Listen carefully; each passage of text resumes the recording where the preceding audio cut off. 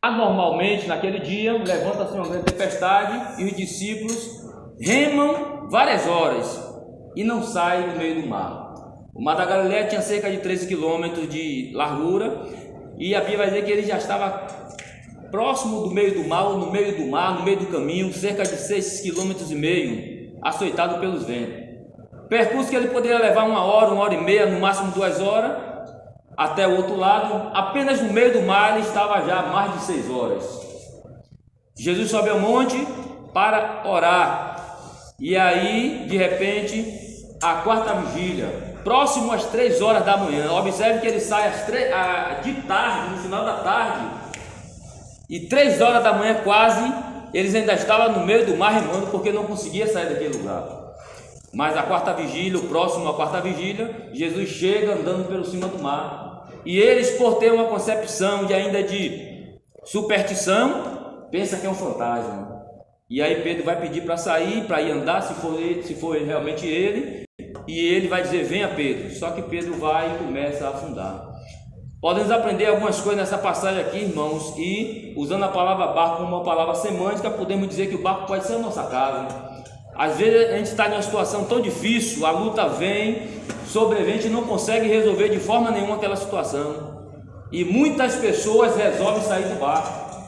E quando sai do barco, e aí é que é o problema, é o perigo, porque às vezes afunda, não consegue mais voltar. Quer resolver de si mesmo, quer resolver da sua própria vontade, quer resolver no seu próprio entendimento e termina afundando. Então o segredo é não sair do barco, não desafiar e pedir para sair do barco, porque fora do barco ele pode afundar. Então que nós possamos aprender a não sair do nosso barco, da nossa casa, do nosso lar, mesmo que a tempestade esteja alta, mesmo que o vento sopre o contrário, mesmo que seja açoitada, a nossa casa, o nosso lar, a condição ali seja desfavorável, mas devemos permanecer no barco unidos, no barco lutando, no barco remando, no barco ainda com a esperança de chegar do outro lado, porque o objetivo era chegar do outro lado, não era sair do barco no meio do caminho, mas era continuar até chegar no porto seguro, mesmo que as condições mostrem ao contrário.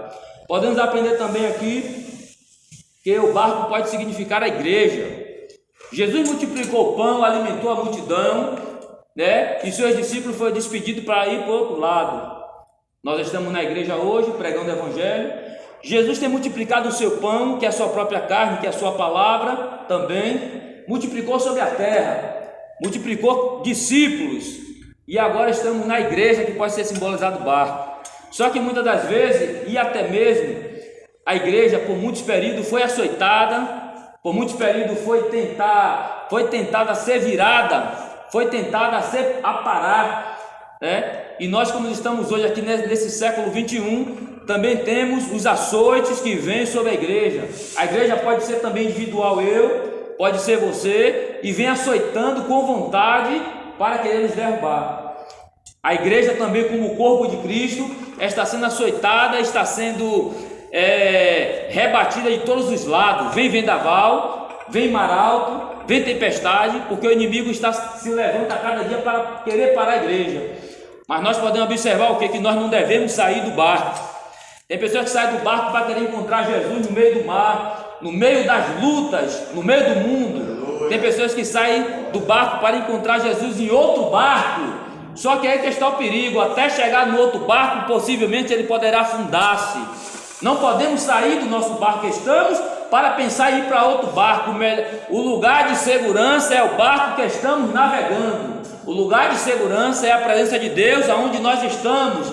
Não devemos tentar sair do nosso barco para ir para outro barco achando que vai haver segurança lá, porque no meio do caminho existe o perigo, no meio do caminho existe o frio, no meio do caminho está a tempestade, no meio do caminho está o mar alto, no meio do caminho está o vendaval. Como vamos ter segurança até chegar lá? Vamos continuar na presença do Senhor, e observamos que a qualquer momento, pode ser próximo à quarta vigília, pode ser depois da quarta vigília, pode ser ao amanhecer da alva, Jesus vai vir de alguma forma para nos resgatar, para nos socorrer. quer seja antes do arrebatamento, quer seja no arrebatamento, quer seja no meio da tempestade, no barco, no seu lar, no meu lar, quer seja na luta individual que eu enfrento, que você enfrenta, certamente Jesus virá, assim como ele veio, próximo à quarta vigília, e socorreu os seus discípulos, porque ele nunca deixou seus discípulos sós.